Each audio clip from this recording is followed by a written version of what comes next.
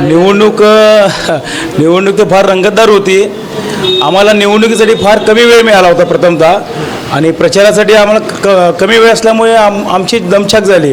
परंतु 2017ला आम्ही या ठिकाणी नगरसेवक म्हणून काम केले असता या प्रभागाची बहुतांश कामं आम्ही केलेली होती, आणि भरमसाठ निधी आणून या प्रभागाचं कायापालट करण्यासाठी आम्ही प्रामाणिक प्रयत्न केलेले होते.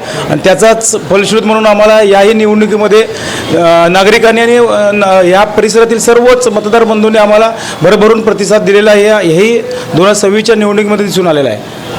रवीजी, तुमची आता हे दुसरी इनिंग आहे. पहिल्यांदा तुम्ही 2017ला निवडून आलेला होता, आता ही दुसरी इनिंग आहे. काय कुठल्या मुद्द्यांवर ही निवडणूक झाली आणि मतदारांचा कसा प्रतिसाद होता? मुद्दा तर एकच विकासाचाच मुद्दा होता.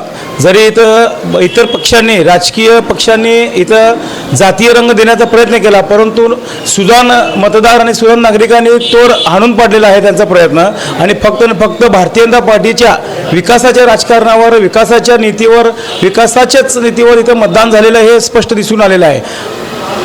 कुठले आपले आता माझ्याबरोबर आमचे प्रभाग क्रमांक 17 अ मधनं निर्मलाताई जंगम हे निवडून आले, ब मधनं भारतसिंग बडरूवाले, क मधनं जुगंताई आंबेवाले, आणि ड मध्ये मी स्वतः कैवाले निवडून आले.